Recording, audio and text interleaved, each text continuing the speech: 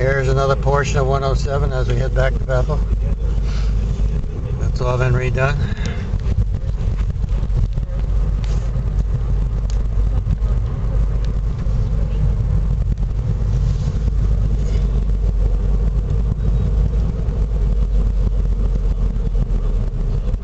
This complete highway is completely washed out into the